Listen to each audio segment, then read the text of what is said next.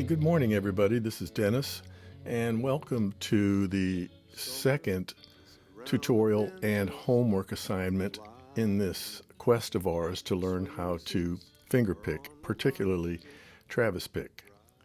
Before we get on much further, I think it would be important to list three things that I failed to lay upon you the last time, and that is hand positioning. We're going to talk about the proper hand positioning to set yourselves up for executing this finger picking pattern more effectively. And then the other thing I want to talk about a little bit is common time, 4/4 time, and why we use that for this Travis picking scheme. And then I want to point out some things about chord diagrams, but that some of you, being really truly beginners, may not understand. So we're going to straighten out the chord diagrams for you as well. And I'll also try to orientate you to how sometimes I depict that finger picking pattern. It looks like it's going left to right sometimes, and other times it looks like it's going right to left. So we'll straighten that out for you as well.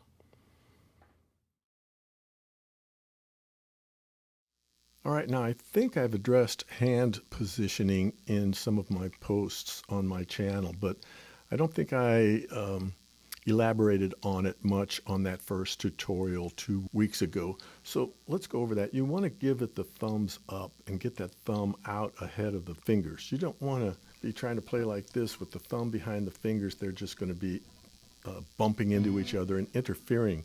So get that thumbs up. Then I like to position my index finger on the second string, the B string, and my middle finger on the high E string. And then that frees up my thumb to play these 4 low or bass strings, with the fingers being more responsible for the first and second strings. And then that is the optimum position. Thumbs up, thumb ahead of the fingers, first finger on the second string, middle finger or third finger on the high E string, the first string. Now sometimes I depict my patterns going left to right, as we see in tabs. So for those depictions, I suggest you look at it as if you're looking down on your fretboard, where the bass notes, the bass strings will be on the bottom and the high, thinnest strings will be on the top.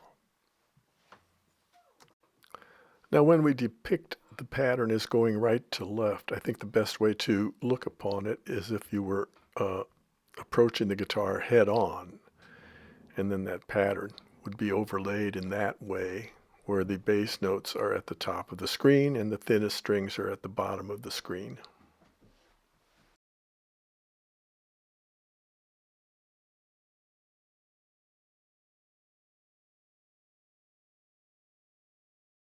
Now, for those of you that are not as oriented to chord diagrams, note the diagram on the left showing the nut thicker than the frets. And the X simply means that those strings are ignored and not played. The O means that's an open string and it is played.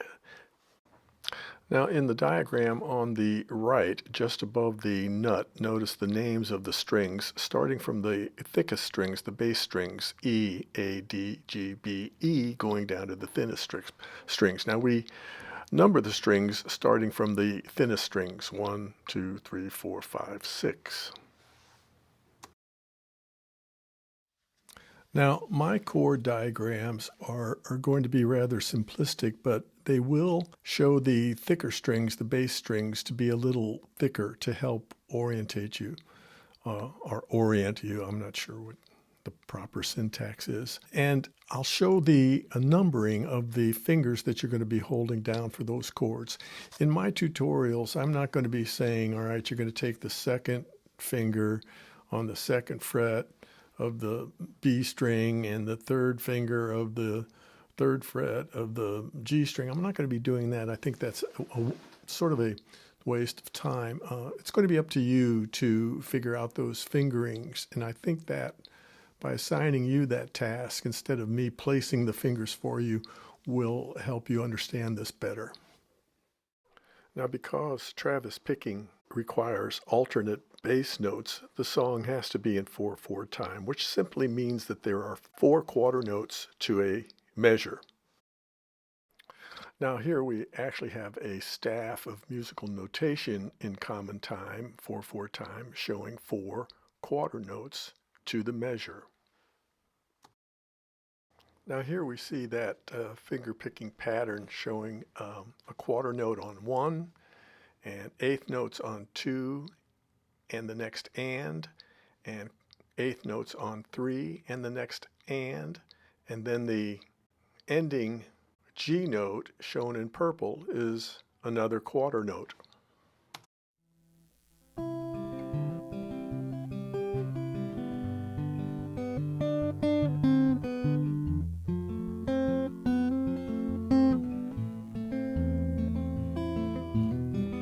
Living on the road, my friend, was gonna keep you free and clean. Now you wear your skin like iron, your breath's as hard as kerosene.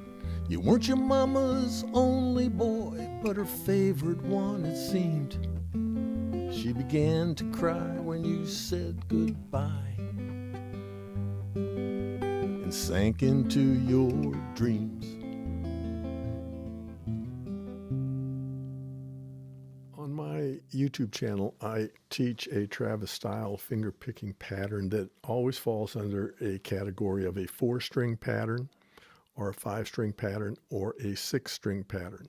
The thing you need to observe is that the only thing that changes on the 4 or 5 or 6-string pattern occurs on downbeat 1 during that pinch that you see in green on my diagrams.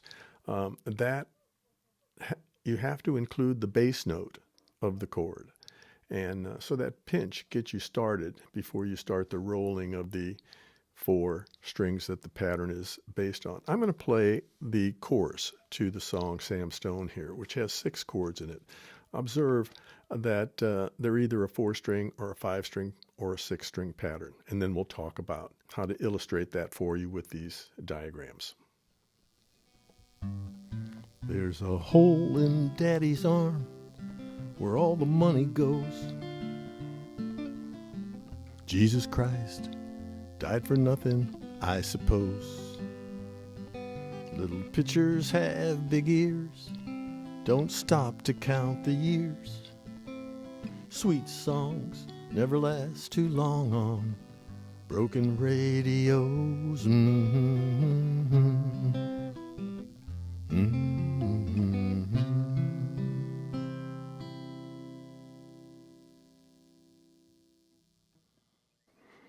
All right, let's talk about what it is exactly that differentiates a 4-string pattern from a 5 or 6-string pattern. Now, the Travis-style finger-picking pattern that I teach on my channel is based on the 4 high strings, the 4 thinnest strings. Here in this top illustration, we've got a D chord, and that open D string, the 3rd string, is the bass note. You have to include that with the pinch in the beginning in green.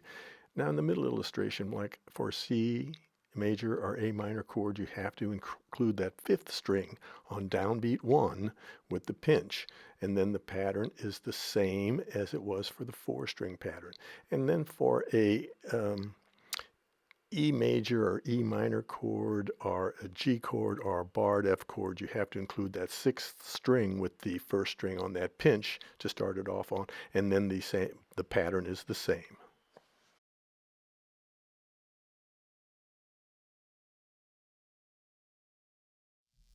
Now I feel if you're a beginner to learning this Travis-style finger-picking pattern that you attempt it on a 4-string pattern like this open D chord, where the 3rd string, the D string, the open D string is the 4th string, not the 3rd string, with the 1st string on the 1st downbeat to include that bass note. And then the pattern is based on those 4 high strings or thinnest.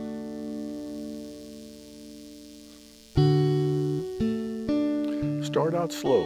Make the pinch, including the bass note and the high E string on downbeat 1, and then proceed with the internal rolling of those 4 high strings that this pattern is based on. Whether it's a 4, 5, or 6 string pattern, you have to start it off with that downbeat 1 where you include the bass note with the thumb and the high E string with the middle finger, and then you proceed with the rest of the pattern, whether it's 4, 5, or 6 string pattern.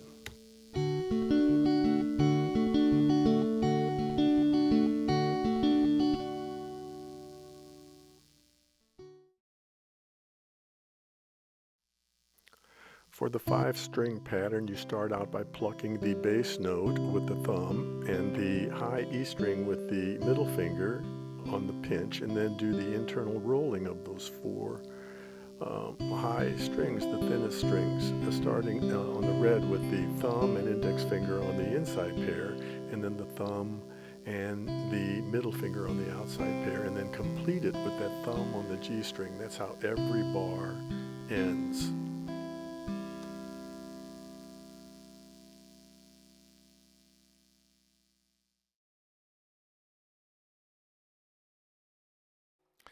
Now remember, on a 6 string fingerpicking pattern, for example on a G major chord or an E major or E minor or a barred F chord, you must strike that 6th string with the 1st string at the same time on downbeat 1, that pinch.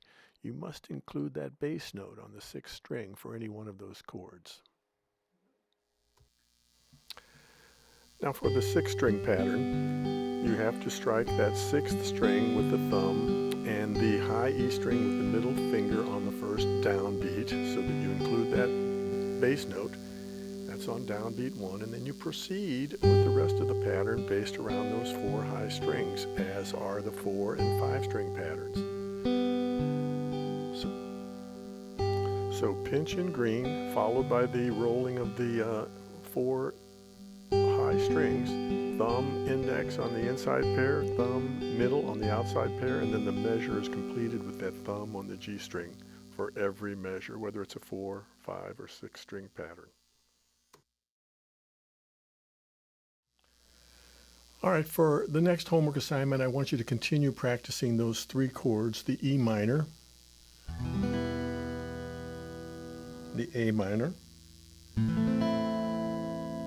and the B 7th chord. E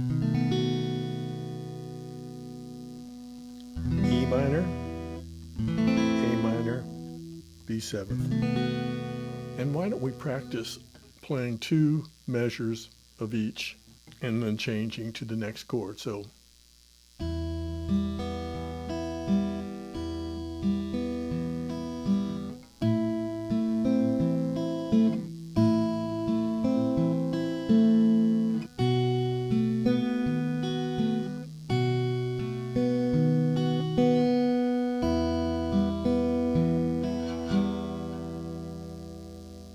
just practice the pattern, changing from a 4-string pattern to a 5-string pattern or a 6-string pattern, going back and forth. Ultimately, we don't want to get so confined to this pinch in the beginning of each measure.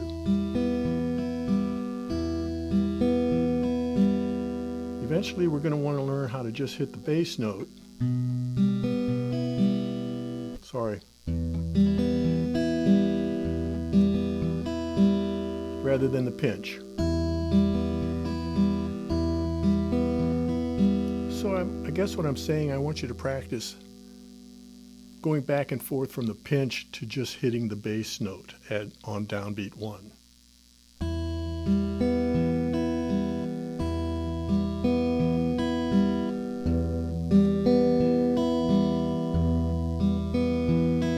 Pinch, without. Pinch, without.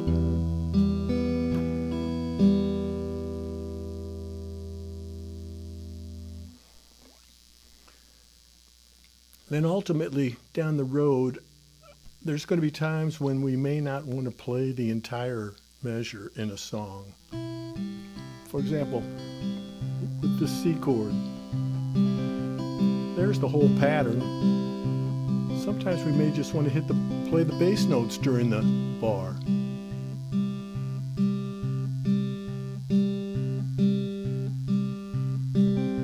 rather than the whole pattern.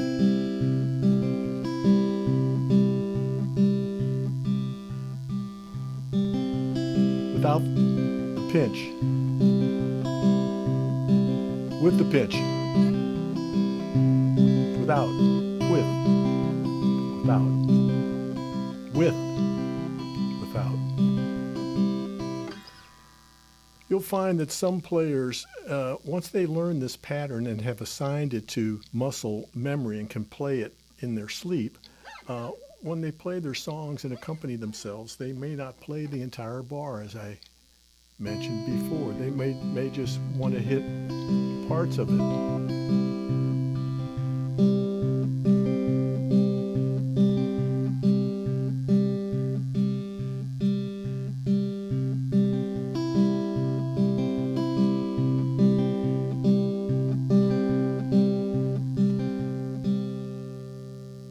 That comes later, maybe the third lesson or the fourth. Anyway, I think I've given you enough. Hit this pretty hard, and we'll take it from there. In conclusion, I don't want anyone to get too sidetracked. The key is to learn this one measure of music, this.